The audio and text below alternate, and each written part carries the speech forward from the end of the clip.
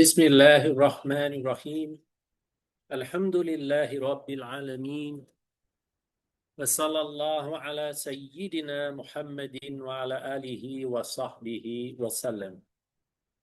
Assalamu alaikum wa rahmatullah. Vocês estão me ouvindo bem? Não precisa de microfone, nada? Não, né? Então tá bom. Então, essa aqui já é a terceira aula de Aqida, crença islâmica, tá? Na semana passada, eu vou fazer aqui uma breve recapitulação do que a gente viu semana passada, tá? Para a gente poder passar adiante essa semana agora.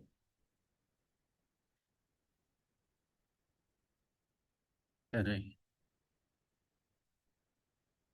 Então, a gente tinha dito que a gente ia ler e comentar um, um livro, ou pelo menos o começo de um livro chamado Al-Aqidatu Tahawiyya. Aqida, que significa Aqida. Muitos de vocês não vieram nas outras aulas. Então, o que significa Aqida? É a ciência da crença. A Tahawiyya, a Aqida, a ciência da crença, o credo do Imam Tahawi. Então, a gente começou a aula falando um pouquinho sobre esse imam que viveu aí nos séculos 3 e 4 da Híjra, tá? Ele era egípcio, viveu nos séculos 3 e 4 da Híjra, e ele atuou, era um grande sábio, atuou em diversos ramos das ciências islâmicas, mas é conhecido sobretudo por essa sua aqida, quer dizer, seu credo, que se caracteriza, tá? Se caracteriza por não ir além em suas formulações daquilo que estava explicitamente consignado no Alcorão e na Suna, tá? Por quê? A gente viu na primeira aula, não na segunda, na primeira aula a gente viu que as primeiras escolas de Aqida, elas se limitavam ao que estava escrito no Alcorão e na Suna.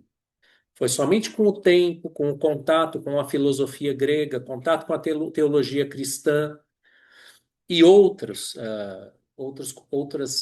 ciências e civilizações que passaram a se desenvolver formulações teológicas que procuravam interpretar os dados do Alcorão e da Sunna. Mas o Imam Tahawi, ele pertence a essa primeira corrente. Ele vai simplesmente apresentar aquilo que está lá de maneira ordenada, tá? Está escrito aí na letra G, ao credo de Abu Hanifa. Por quê? Abu Hanifa foi um dos imãs de jurisprudência, um dos quatro, o primeiro, por muitos considerado o maior. E era ainda daquelas primeiras gerações. Então, essa aqui é uma das formulações teológicas que se atém às formulações do Alcorão e da Suna. Daí a gente começou a ler, esse aqui é a apresentação do livro, tá? Uma tradução que eu fiz, e a gente tratou do primeiro versículo. A aula passada inteirinha a gente só viu esse primeiro versículo da Aqidatu Tahawiyya. Crentes no auxílio divino, afirmamos acerca da unicidade de Deus. Deus, em verdade, é único, sem parceiros, tá?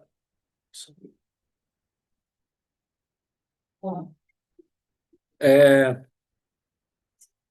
então a gente tratou basicamente desse versículo aqui, tá? O que que a gente viu? A gente explicou o que significa essa unicidade divina. Ela tem dois sentidos principais.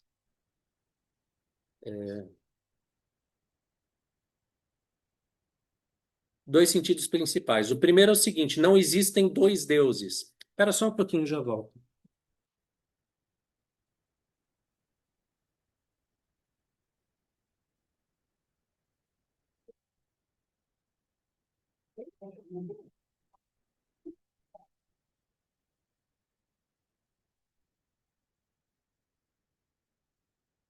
Então, a questão da unicidade, ela tem dois aspectos principais. O primeiro é que não existem dois deuses, tá?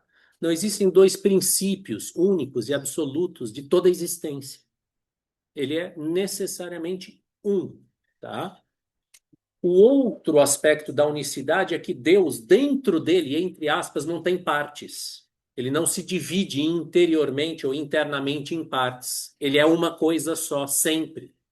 Embora a gente, com a nossa mente limitada, olhe para ele e a gente fala, não, Deus tem uma essência, ele tem atributos, ele tem atos, e a gente distinga nele atributos, como, por exemplo, o conhecimento, Deus é onisciente, o poder, ele é onipotente, a vontade, ele faz o que quer. A gente olha para ele e distingue nele esses atributos. No entanto, esses atributos, eles não são coisas diferentes e separadas. Em Deus, eles são uma única coisa, tá? Essa é a unicidade divina. Não tem dois deuses e ele não tem divisões internas. E a gente comentou que o Imam Tahawi, ele começa a vida dele, ele nem tenta provar a existência de Deus. Será que Deus existe ou não? Essa questão não se coloca, tá? A gente explicou o porquê disso. Naquelas primeiras gerações não era necessário. As pessoas ali, elas tinham uma pureza maior de coração, elas estavam mais próximas na sua natureza pura, original, chamada fitra. Então não era necessário apresentar provas filosóficas ou racionais da existência de Deus. Mas a gente disse que no Alcorão se apresentam sim essas provas. Tem um versículo específico que vai apresentar duas provas, dois argumentos poderosíssimos em favor da existência de Deus. Tá? Então esse versículo é esse aqui: Am khuliqu min ghairi shay'in, am humul khaliqun. Na tradução, é uma pergunta retórica que Deus faz. Acaso foram criados a partir do nada? Ou foram eles próprios os criadores? Então a gente distinguiu aí dois argumentos. O primeiro está contido nesta pergunta retórica: acaso foram criados a partir do nada? E a gente perguntou para vocês na aula passada: é possível que algo surja do nada? Vocês mesmos têm que me responder. Eu estou repetindo isso de propósito porque isso é muito importante. É possível que algo venha do nada? O que é nada, pessoal? Nada não é nada. Nada. No nada não tem nada. Num lugar que não tem nada, ou algo que não é nada, pode sair algo dali, isso aí pode produzir algo. Não pode. Não pode. Por quê? Porque do nada, nada provém. Esse princípio, pessoal, se vocês entenderem ele, vocês guardarem ele, ele vai salvar a mente de vocês de muitas e muitas confusões. Do nada não provém nada, tá? Então, quando Deus pergunta, acaso foram criados a partir do nada, qual é a resposta? Não. Porque a partir do nada, nada pode ser criado. O nada não cria, porque ele não é nada. Não sendo nada, ele não tem nada a oferecer, ele não tem poder, ele não tem nada. Não pode criar. Então, o que que a gente conclui? Primeiro, as coisas não foram criadas do nada, tá? Mas daí, então elas foram criadas o quê? De alguma coisa. Alguma coisa. O que é essa coisa? Não sabemos. Mas daí Deus pergunta isso aqui. Ou foram eles próprios os criadores? Esse é um outro argumento. Por quê? É possível uma coisa criar a si mesma? O pessoal na aula passada já respondeu. Vamos ver alguém aqui. Guilherme, é possível uma coisa criar ela mesma? Por que não?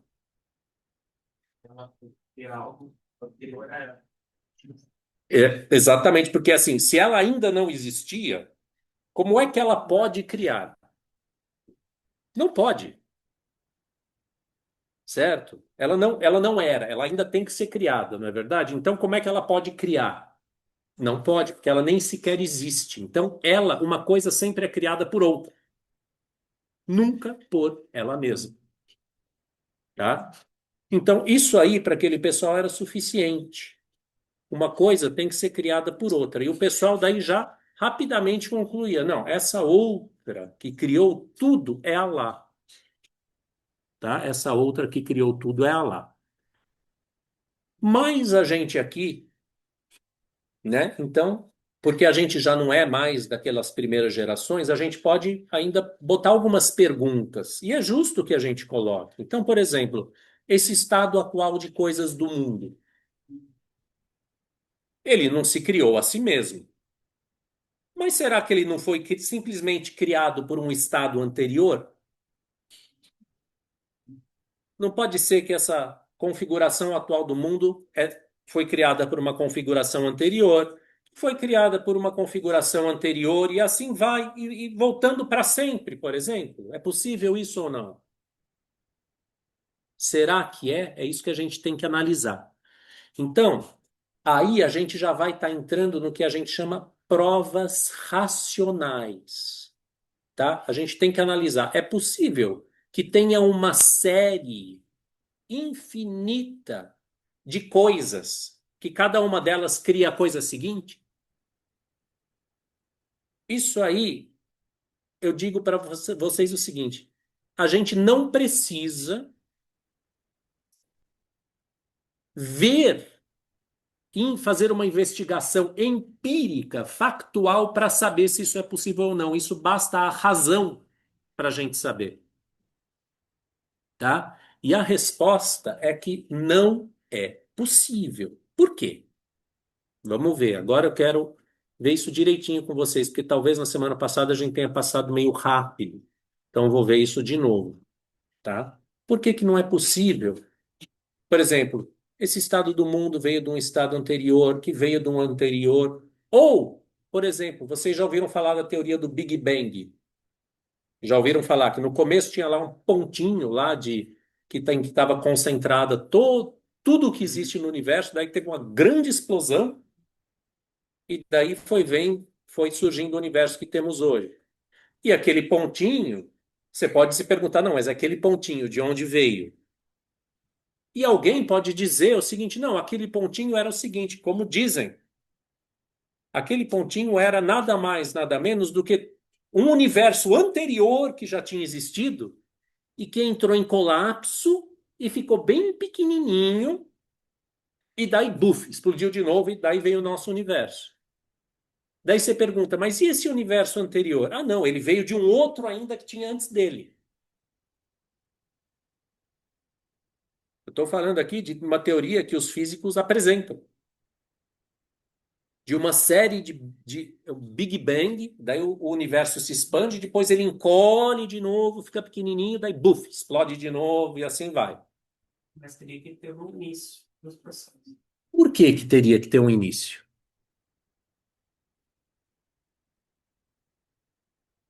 Tudo tem um início, porque o que não tem um início não existe. O que não tem um início não existe. Eu falo, não, não, isso nunca teve um início. É para sempre no passado. Infinito. Mas espera aí, se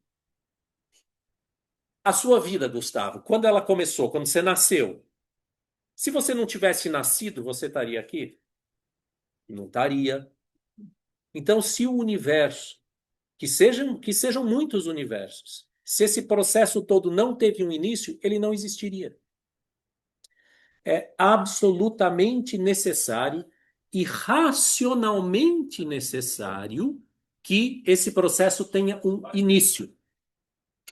Que em algum momento essas coisas aqui todas que a gente vê, elas tenham vindo de uma outra coisa, que não é essa aqui. Deu para entender isso ou não? É muito importante para saber se vocês entenderam ou não. Então, eles têm aquele experimento, né, de chegar a Deus, né, como a ciência chama, né, que é separar o próton do elétron, chegar numa partícula única, material, né? Sim, mas aí já A é, ciência busca isso aqui. ela busca ainda, é. Aí eles estão, o que você está falando é a composição da matéria. Isso aí é um outro argumento, tá? Dá para ir por esse caminho também, mas eu não vou agora. Mas O ele que não eu... chega até o final, né, Não, então. dessa matéria.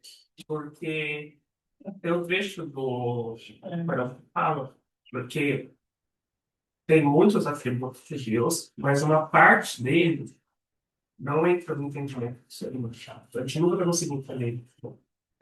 Correto, né? Corretíssimo. Mas, assim, só para a gente não mudar o argumento, vamos ficar no argumento assim, na sequência, sequencial. Então, a gente chega à conclusão seguinte: em algum momento, isso aqui tinha que não ter existido e ter passado a existir, tá?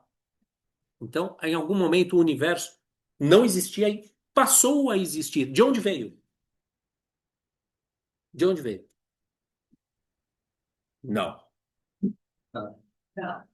E essa partícula veio da onde? Essa é a questão, entendeu? Seja lá de onde ele veio, o que eu sei é o seguinte: eu não adianta eu começar a pensar, não, ele veio de outra coisa, que veio de outra coisa, que veio de outra coisa, que veio de... Não, não, não.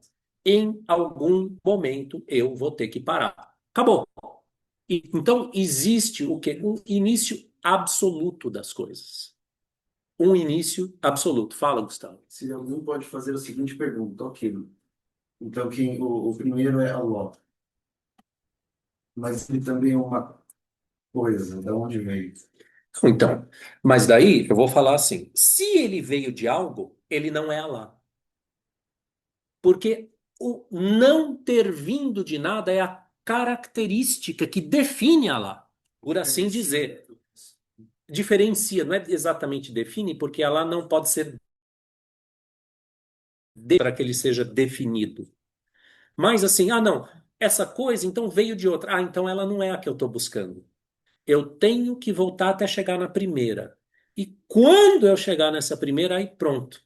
Aí eu cheguei naquele que nós vamos chamar como Alá. Deu para entender isso? Agora eu pergunto para vocês: esse primeiro pode ser dois? Pode ser dois? Quem disse não? Por que não? Porque é um só. Mas por quê? Por que que tem que ser um? Ele se neutralizaria. Se tivesse dois, eu teria que perguntar.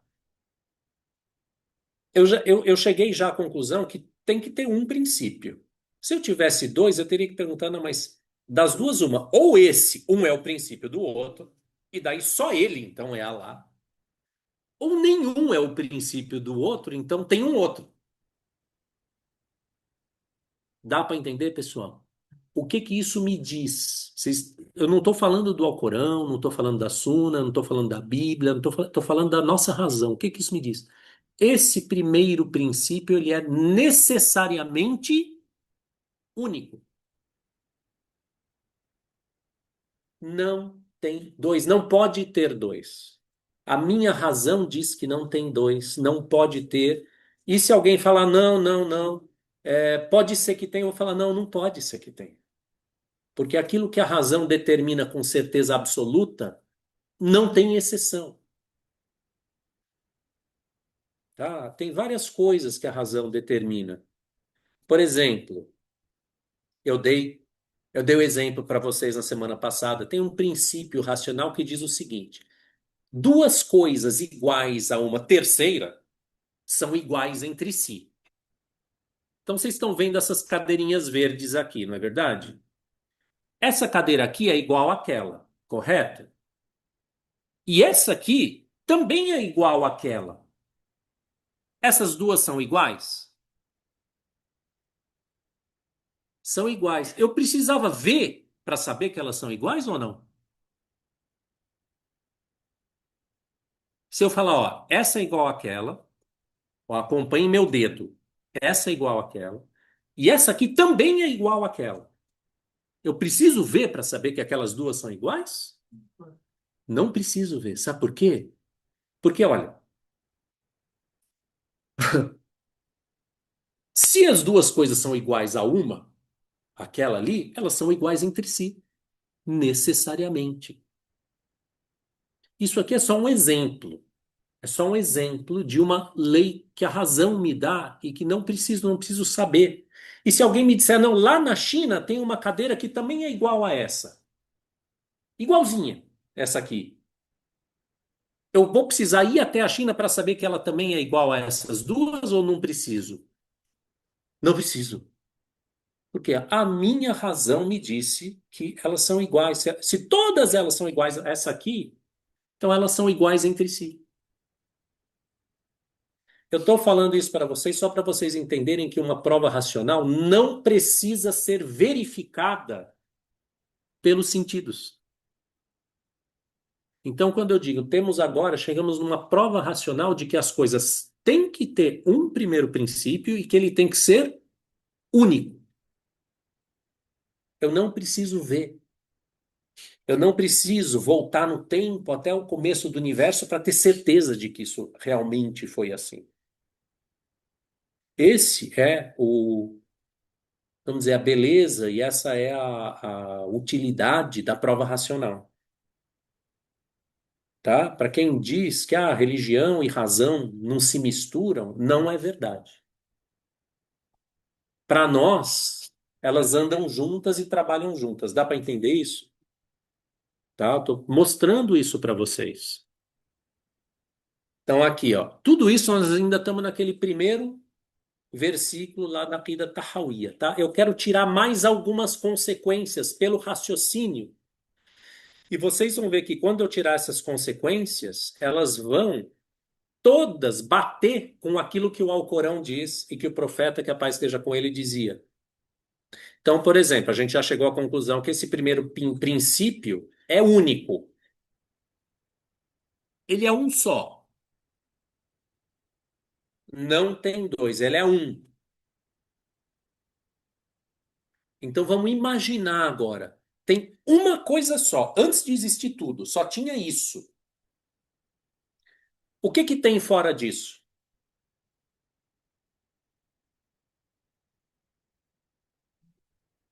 Tinha isso e tinha mais alguma coisa fora? Quem disse não? Por que não? Se é uma coisa única. Não tem mais nada. Porque se tivesse mais alguma coisa, a gente não teria uma. Teria quantas? Duas. Mas eu falei que é uma. E a gente viu que tem que ser uma. Então, só tem uma. Não tem duas. O que tem fora dele. Tem uma palavra que diz o que tem fora dele. O que que é? Nada. Nada. Fora dele não tem nada. Tá? Não é uma categoria de coisas diferentes de tudo. Não. Não é que ele é um gênero de coisas. Não. Só tem ele. Não tem mais nada. Agora eu quero dar um exemplo para vocês. Vamos pegar o Léo. O Léo, ele tem essa forma aqui corporal, não é verdade? Essa forma do Léo, ela é delimitada pelo quê? É a forma do corpo dele. Mas como é que eu sei qual é a forma do corpo dele? Porque ela é delimitada por tudo o que não é ele. Essa garrafa aqui, ó. O que que faz dela esta garrafa? Bom, ela não é todo o resto. Todo o resto vem até aqui. Até essa fronteira aqui. E a partir dessa fronteira começa ela. Ela não é minha mão, ela não é o ar, ela não é a parede, ela não é, sei lá, o teto. Ela só é uma garrafa. É uma garrafa. Ela é uma garrafa, mas essa forma da garrafa ela é dada pelo quê? Por todo o resto. Todo o resto vem até aqui, ó. A fronteirinha dela. Então, para eu dizer isto é uma garrafa, ela tem que ter uma limitação da parte que não é ela. E essas coisas que não são ela, elas existem, elas não são nada. E assim tudo, essa cadeira, ela é tudo. Ela é isso que ela é, menos tudo, todo o resto. Ou seja, cada coisa é definida por aquilo que a limita, por aquilo que está fora dela. Dá para entender isso, pessoal, ou não? Se não der, eu vou repetir até entender. Alguém não entendeu de verdade? Irmã, entendeu? Não. Entendeu? Beleza? As coisas são definidas pelo que tem fora delas. E isso é o fato de ter algo fora delas é o que faz que elas sejam coisas limitadas, definidas. Elas são únicas, mas elas não são iguais àquele primeiro único porque elas são limitadas. Por quê? Aquele primeiro, o que que tem fora dele? Eu já falei, o que que tem fora dele? Nada. O nada pode limitar alguma coisa? Por que não? Porque ele não é nada. Ele não é nada, ele não pode nada, ele não faz nada, ele não limita nada. Então, isso significa o quê? Que aquele primeiro, ele é ilimitado. Ele é infinito. Ele é tudo. Tudo o que pode ser. Porque fora dele só tem o nada. Isso significa, pessoal, que ele não tem absolutamente nenhum limite. Nenhum. Tá? E o que significa isso, pessoal? Se uma coisa tem, por exemplo, eu aqui, ó, o meu olhar, ele chega até essa parede. Ele passa da parede porque tem um vidro ali, mas daí ele chega só até a outra parede. Ele é limitado. Meu conhecimento é limitado. O meu poder é limitado. Por exemplo, se eu tentar levantar, sei lá, 200 quilos, eu não vou conseguir, porque esses 200 quilos, eles são mais do que eu posso suportar. É um limite para mim. Tá? Então, todas as nossas limitações são devidas, ou melhor, todas as nossas imperfeições são devidas a essas limitações. O meu conhecimento não é perfeito porque ele não atravessa certas coisas. Ele não alcança tudo. Tem coisas que obstaculizam ele. O que obstaculiza o meu olhar? Qualquer objeto opaco. O que obstaculiza o meu conhecimento? Tudo aquilo que eu nunca ouvi falar. O fato de eu não ter ouvido falar de algo é um obstáculo para o meu conhecimento. O peso excessivo é um obstáculo para a minha força. Tudo que está fora de mim pode obstaculizar as minhas propriedades, as minhas capacidades. Agora eu pergunto para vocês, e esse ser que não tem nada fora dele? Essas capacidades dele, elas têm alguma limitação? Pode responder. O que poderia limitar, por exemplo, o conhecimento de Deus?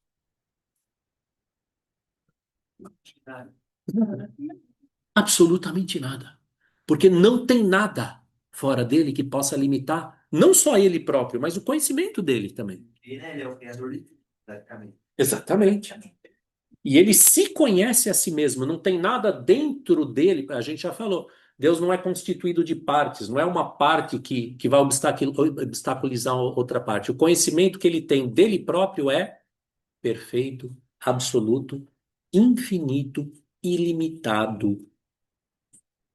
O poder divino tem algo fora dele que o impeça de exercer algum tipo de poder? Tem ou não tem? O que me impede, por exemplo, de, sei lá, levantar essa casa? A própria casa. Mas tem uma casa fora de Deus? Tem a famosa pedra tão pesada que ele não pode levantar? Não tem. Sabe por quê? Porque não tem nada fora dele. Significa que também o poder dele é o quê? Ilimitado.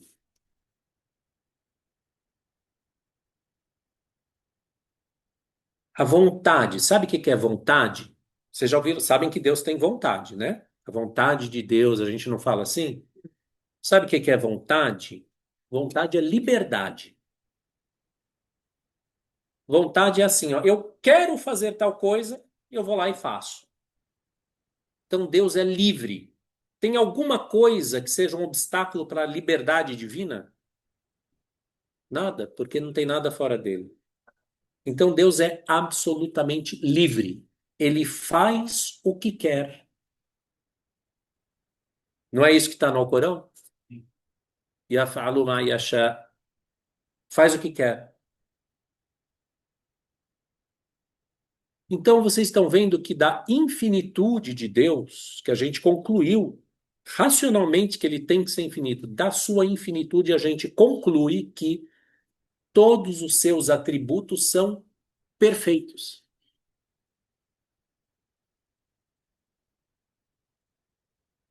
Dá para a gente aceitar isso?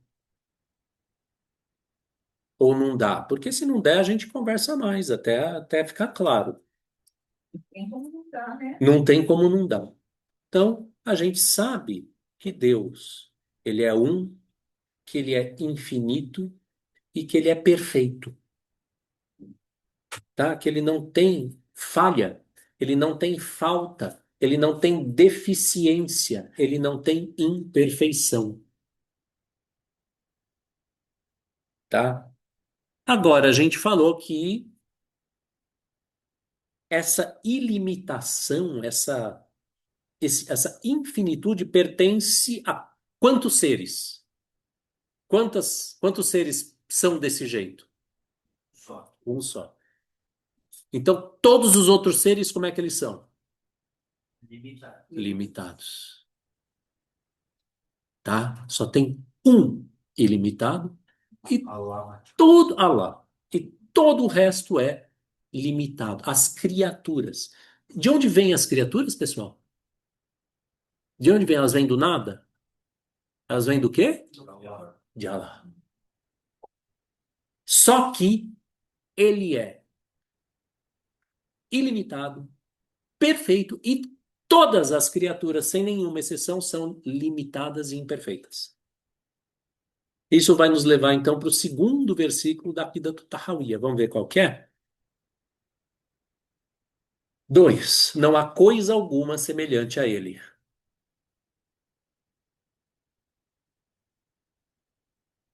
Tá? Olha só essa aqida, olha esse credo, como ele é simples. Primeiro, Deus é único sem parceiros. Segundo, não há coisa alguma semelhante a ele. Curtinho, não é? Mas olha tudo que tem aí dentro. Isso aqui tem para você pensar a vida toda. Então vamos ver agora esse segundo versículo. Não há coisa alguma semelhante a ele, tá? Esse versículo tá no Alcorão, tá? Tá aí na surata Ashura, quer dizer, o conselho, foi traduzido assim, né? O conselho, a surata 42, versículo 11, tá escrito o quê? Leisa kamithlihi shay wa huwa samiul basir. Em tradução, nenhuma coisa lhe é semelhante. Esse lhe aí se refere a quem? Nenhuma coisa é semelhante a ele. Quem? Allah. E ele é o ouvinte, o vidente. Tá? Então, esse é um versículo do Alcorão importantíssimo. Tá? Podem decorar. Tá? Porque isso aí é um dos pilares da nossa doutrina. Tá? Duas linhas da Aqîdatu Tahawiyya. Podem decorar. Deus é único, sem parceiros, e não há coisa alguma semelhante a ele. E no Alcorão está Leisa kamithlihi shay. Não tem nenhuma coisa que lhe seja o seu semelhante. Tá? Isso significa o quê? Primeiro, aquilo que a gente acabou de dizer, tem uma diferença essencial entre Deus e absolutamente qualquer criatura. Tá? Essa diferença é o que? Deus é o perfeito, É um. único, perfeito, autossuficiente. Ele não precisa de nada. Ah, ele não precisa de nada? Por que que ele não precisa de nada? Perfeito. Porque não tem nada fora dele que ele possa precisar. tudo o que é, tudo o que tem o atributo de ser, é dele, é ele. Então, Deus, ele tem essa independência absoluta, absoluta autossuficiência, e nenhuma criatura é assim, nem mesmo a mais excelente, nem mesmo o mais elevado e o mais honrado dos anjos, nem mesmo o profeta Muhammad, que a paz esteja com ele, nem mesmo o trono divino. Porque todos esses, pessoal, precisam de quem? De Allah. Ainda que uma criatura seja tão excelente que ela não precise de nenhuma outra criatura, ela ainda vai precisar do Criador. Ao passo que o Criador, ele mesmo não precisa de ninguém. Ele, inclusive, não precisava daquela criatura. E isso aí é uma coisa que a gente vai ver. Nossa, ele não precisava, por que que ele criou? Mas isso aí a gente vai ver mais para frente. Então ele não precisa das criaturas. Se as criaturas todinhas se juntarem para desobedecer a Deus, isso não vai mudar absolutamente nada para ele, porque não tem, ele não muda, ele é imutável. Por que que Deus é imutável, pessoal? Para uma coisa mudar, ela tem que estar uma hora num estado e depois em outro estado. Ou seja, a mudança implica o quê? Duas coisas. Tem dois em Deus? Tem duas coisas. Um, único. Ele não tem como mudar para outra coisa, porque não tem outra coisa em que ele possa se transformar. Então ele é imutável. Antes de criar, depois de criar, ele nunca precisou das criaturas e nunca vai precisar. E ele, tudo bem, ele cria. A gente vai ver por quê, uma hora, não agora, tá? Mas seja como for, então, existe aqui o que que eu escrevi no B, há uma diferença essencial entre Deus e absolutamente qualquer criatura. Por quê? A criatura, por excelente que seja, jamais terá a excelência divina, pois Deus, em primeiro lugar, é infinito. Tem absolutamente todas as perfeições de forma absoluta. E nenhuma criatura é assim. Acabamos de ver. Segundo, Deus tem em si mesmo a fonte do seu próprio ser. Ele não precisa de outro que lhe dê o ser. E todas as criaturas, sem absolutamente nenhuma exceção, elas precisam de um ser que lhes dê o ser, que é o próprio Allah. Tá bom? Até aí chegamos, pessoal, sem nenhuma dúvida?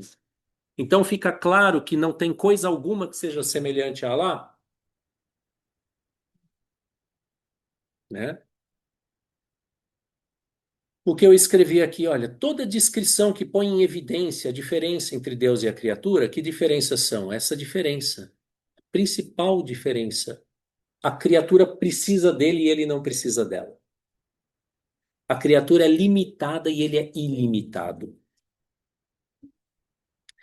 Toda descrição que põe em evidência essa diferença é chamada uma descrição negativa. A gente nega a limitação para Deus.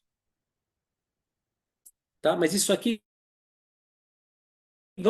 esse tipo de descrição é o tipo mais importante e dominante no Islã. Isso aí vamos deixar para frente, a gente vai ver isso aí daqui a pouco. Por mais que a criatura seja excelente, ela não terá a excelência divina de Deus.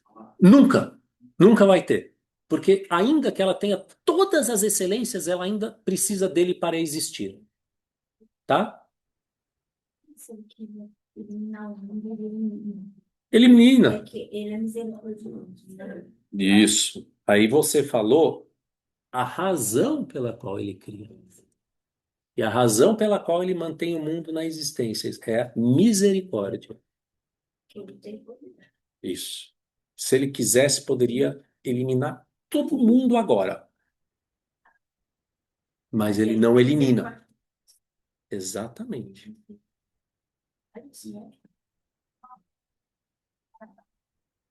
Certo? Então, a razão pela qual nos mantém na existência é a misericórdia. Mas isso aí é um tópico muito grande que a gente ainda não vai entrar. Vamos entrar nele daqui a pouco, tá? Inshallah, numa das próximas aulas, tá?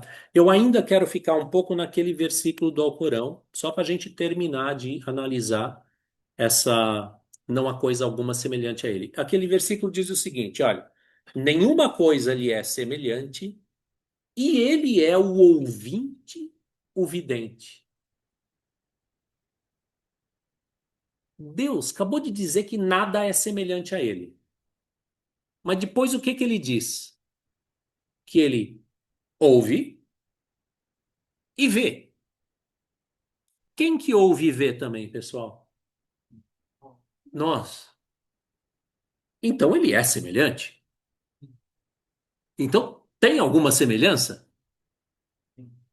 Sim, tem alguma semelhança. Olha só, pessoal. O que que eu escrevi? Por outro lado, o mesmo versículo imediatamente compara Deus com a criatura. Assemelha Deus e a criatura, afirmando que ele é o quê? Ouvinte e vidente. Né? Como se deve entender isso aí, pessoal? Deus acabou de dizer, não tem nada semelhante a ele. Mas daí ele fala, ah, mas ele é semelhante a vocês. A gente vê que é compatível com nossos olhos, né?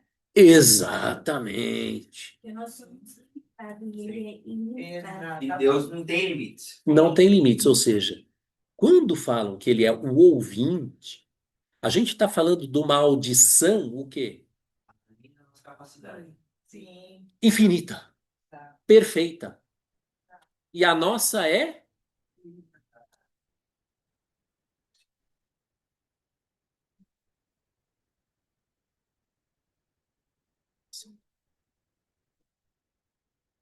Se quiser, eu faço isso.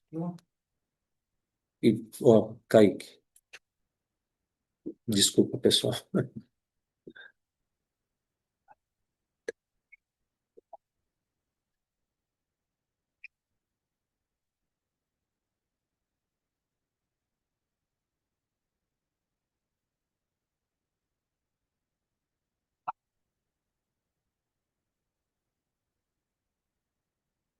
Tá? Então, ó.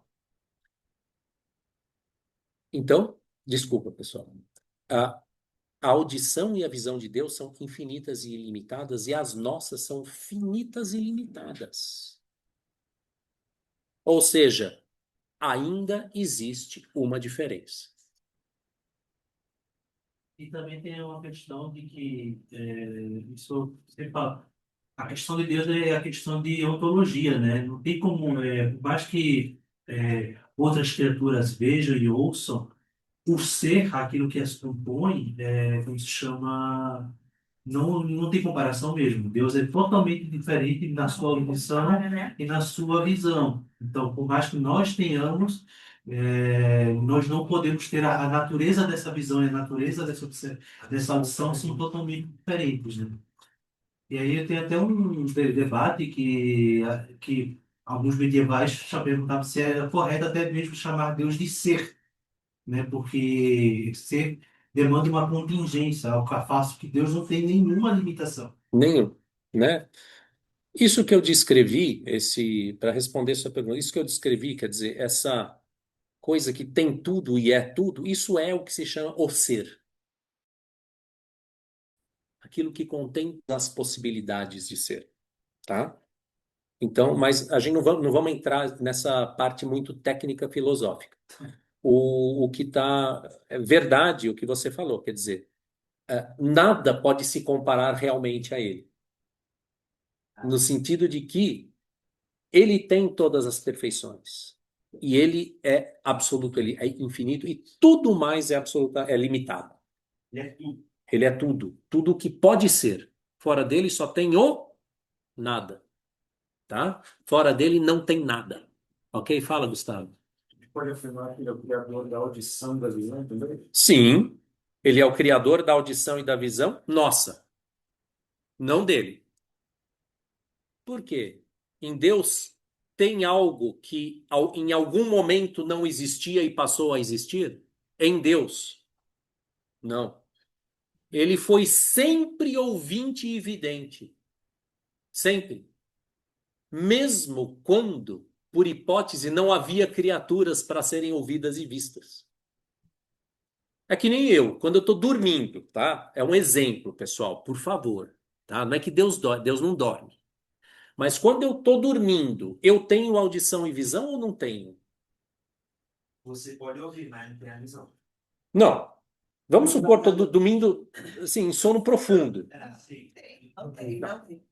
Não, mas peraí. É claro que eu tenho sim.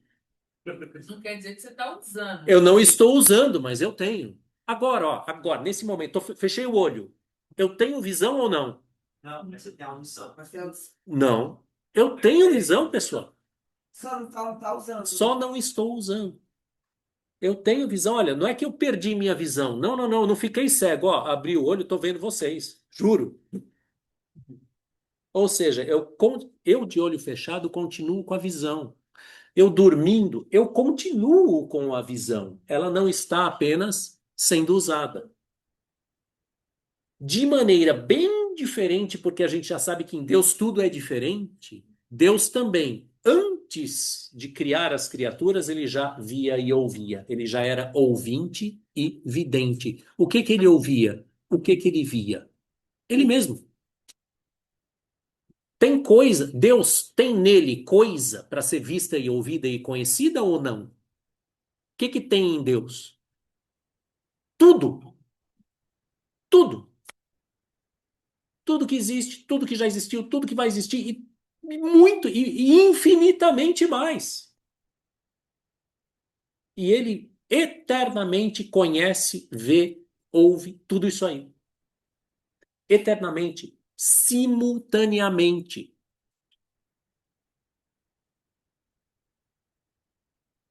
Tá bem? Estamos falando do que agora? Das diferenças entre a visão, a audição e o conhecimento dele e os nossos. De tal maneira que, certo? A criatura, ela se assemelha, de certo modo, ao Criador? Se assemelha. Por que que ela se assemelha? Porque de onde ela veio? Ela veio de Alá. Então, não dá para ela ser. Os atributos dela têm que ter vindo dos atributos dele. Então, se a gente tem conhecimento, vontade, poder, visão, audição, Alá tem tudo isso também. Então, não é limitado. Não é limitado e é anterior aos nossos, e a gente tem porque ele tem, e não o contrário. É a gente que tem todos esses atributos porque ele tem. Porque ele criou as coisas segundo o seu próprio modelo. Tinha algum outro modelo que ele pudesse usar para poder criar? Por que não? Porque não tinha nada fora dele. Então ele criou as coisas segundo o seu próprio modelo. E o que que o profeta sallallahu alaihi wasallam ele falou? Alá criou Adão à sua imagem. Khalaqallahu Adama ala suratihi. Ele poderia ter criado Adão à imagem de alguma outra coisa? Não tem outra coisa, tá? Existe a gente ainda vai ver, tá? Ainda não é o momento, mas a gente vai ver que o ser humano, ele é essa imagem de Deus. Eu não estou falando uma coisa cristã, tá, pessoal? Isso aqui, esse hadith aqui está em Bukhari e Muslim, tá? Esse hadith aqui é rigorosamente autêntico, tá? Não é cristianismo, não é nada disso, tá? Então, assim, tem um sentido especial em que Adão e depois dele todos os seres humanos são imagem de Deus. São imagens, só que com limites. Claro. Imagem, elas não são o próprio Deus, tá? Mas eu digo que a gente, nós seres humanos, somos uma imagem de Deus de um jeito diferente, por exemplo, que, sei lá, aquela árvore. Aquela árvore também é imagem de Deus, pessoal. Por quê? Porque foi Deus que criou ela. E o cachorro também é. E a pulga também é. E o mar também é. E o deserto também é. E o Everest, e o planeta Saturno, e tudo é imagem de Deus de um jeito ou de outro, porque não tem outra coisa da qual aquilo possa ser imagem. Porque tudo aquilo que Deus criou, ele botou naquilo a sua marca.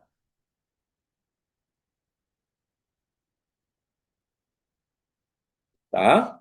Mas o homem é imagem de Deus de um jeito especial, ser humano.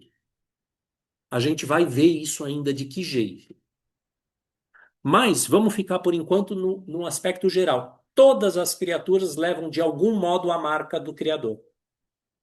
Então é natural que haja algum tipo de semelhança entre a criatura e o Criador, e não poderia ser diferente. Certo? Se eu pego aqui um pedaço de argila e eu boto a marca da minha mão, vai ficar uma coisa lá que aquilo é minha mão, Ah, mas é parecida com a minha mão, não é? É parecida com a minha mão. Se é impressão digital, eu pego lá, molho na tinta e buf, boto no papel. É o meu dedo que está lá? Não, mas parece o meu dedo. Leva uma marca do meu dedo. Lembra o meu dedo. Então, pessoal, o que que esse versículo nos diz? Primeiro, todas as criaturas levam a marca do Criador. Segundo, elas são todas limitadas. Nenhuma delas é o Criador e nenhuma delas reflete ou tem todas as perfeições do Criador. Beleza isso aí? Tudo certo isso? Deu para compreender? Então tá. Isso significa que, né, vamos nesse i aí, ó, que eu botei em preto, né? Toda afirmação de semelhança tem de ser entendida à luz da incomparabilidade. Toda vez que eu falo, porque, pessoal, para falar de Alá, eu tenho que fazer comparações, tenho que pegar semelhanças. Eu falo, Alá é misericordioso. Essa noção de misericórdia, de onde a gente tirou? Da relação das mães com os filhos. Então, quando eu falo Alá é misericordioso, estou falando, olha, Alá com a gente é como se ele fosse uma mãe e a gente fosse o filho. Mas é isso mesmo? Ele é tipo uma mãe humana? Não. Ou seja, tudo o que eu falo de Alá é uma semelhança que eu estou fazendo. Mas tudo tem que ser entendido no sentido quê? De excelência, no sentido absoluto, no sentido de infinitude, no sentido de ilimitação. Ou seja, toda semelhança que eu faço com Deus tem que ser entendida à luz da incomparabilidade. Deus não tem coisa alguma semelhante a ele. Entenderam, pessoal? Deu para entender legal? Isso aí é fundamento da nossa religião, tá? E então, assim, já para caminhando para o final. Então, assim, o que vocês têm que guardar é isso, tá? Se falarem para vocês, não, não tem nada semelhante a Deus, e ficarem só nisso aí, fica difícil de falar de Deus. Porque toda vez que eu vou falar dele, eu tenho que pegar alguma comparação qual que existe, porque a nossa fala, nossas palavras, elas são baseadas nessas coisas aqui que a gente vê e ouve e sente. A mãe seria a mãe é a referência a Allah, não é a mãe. Exato. Certo? Na ordem do ser, a mãe é misericordiosa porque ela é misericordioso. Mas para o meu conhecer, eu conheço primeiro a misericórdia da mãe para daí poder conhecer a de Alá. Dá para entender isso? Por quê? Porque a mãe eu vejo e Alá eu não vejo. Então veio o profeta sallallahu alaihi wasallam e falou: não, Allah é misericordioso. Daí eu começo a olhar, começo a ver como ele me trata, como ele trata as pessoas. Ele sempre dá mais uma chance, ele sempre ensina, perdoa. Aí eu vou vendo, não, ele é misericordioso mesmo, mas a minha noção de misericórdia eu tirei de como minha mãe me tratou, ou como eu vi uma outra mãe tratar outra criança. Fala, Débora. Mas isso eu acho que até mesmo se a mãe, que é humana, que é imperfeita, que é uma criatura, tem tanta misericórdia, imagina ele que colocou isso nela. Exatamente. Aí a gente vai para onde? Para incomparabilidade. Não, a misericórdia dele é infinitamente maior. Ele colocou essa misericórdia não só na sua mãe, na minha mãe, mas em todas as mães. E ele fez dessa misericórdia a raiz da perpetuação da existência nos animais. E, na verdade, em tudo, porque até uma planta, se ela não for acolhida pela terra, aquela sementinha, ela não cresce. O que que é esse acolhimento? O que que é aquela aguinha que cai? Até um mineral, uma rocha, ela poderia ser esmagada, destruída por outra rocha maior e assim por diante. Podia ser tudo pó, mas não é. Ela tem a sua forma. Deus a conserva. A morte também é uma misericórdia. Oi? A morte também é uma misericórdia. Olha, Deus, ele é um misericordioso. Então, tudo o que ele faz tem por raiz a misericórdia, tá? Se a pessoa anda direito, a morte é uma misericórdia. Se ela anda errado, é um castigo. Mas mesmo o castigo pode ser uma misericórdia, tá? Por exemplo, a gente vê isso nas mães, nos pais, em todo mundo, no governo, né? Às vezes castiga para corrigir, para melhorar, tá?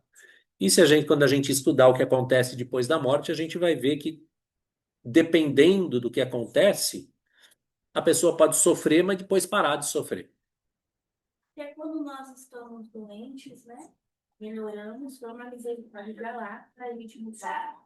A própria doença é uma misericórdia, o profeta Sallallahu Alaihi Wasallam falou isso, porque cada aflição que atinge o filho de Adão vai servir para ele, ou para ele se purificar, para ele pagar pecado, ou para ele ser elevado de grau. Ele elevar o seu grau junto de Allah. Então a doença é uma misericórdia, o sofrimento é uma misericórdia.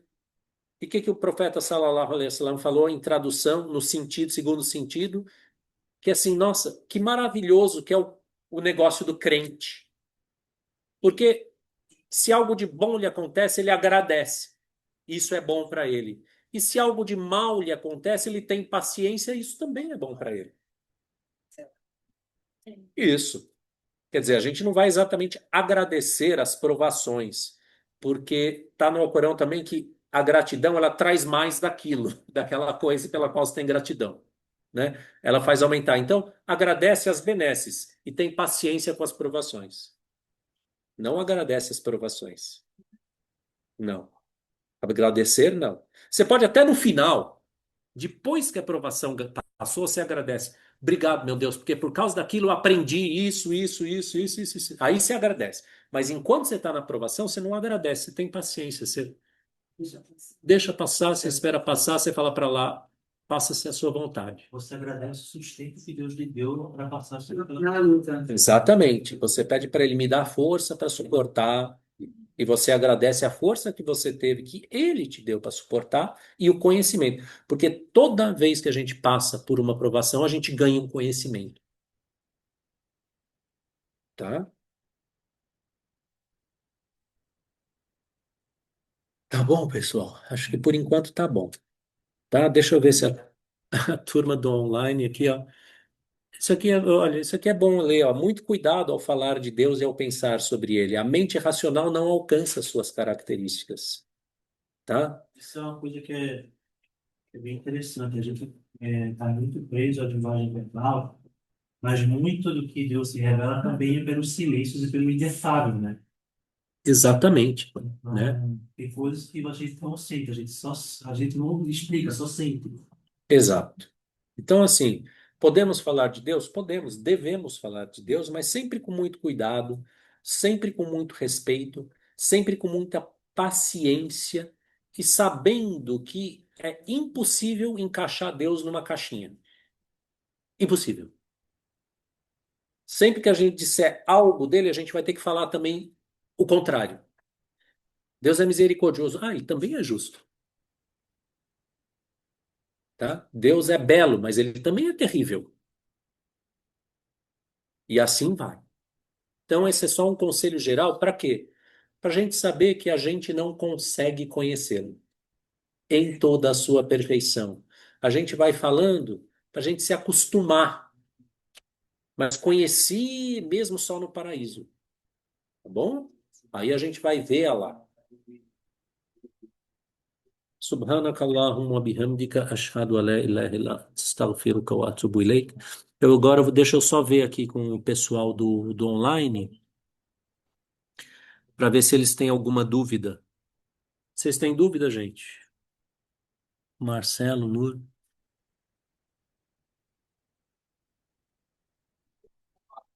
Então tá. Então a gente já conseguiu ver duas linhas do Aqeida Tahawiyya. Aí vamos ver semana que vem para onde nós vamos. Tudo certo? Sem perguntas ou tem pergunta? Vamos lá. Tá bom. Subhanakallahumma bihamdika ashhadu an la ilaha illa anta astaghfiruka wa atubu ilaik. Wassalamu alaikum wa rahmatullah. Tchau, pessoal. Muito obrigado também pela presença de vocês, viu?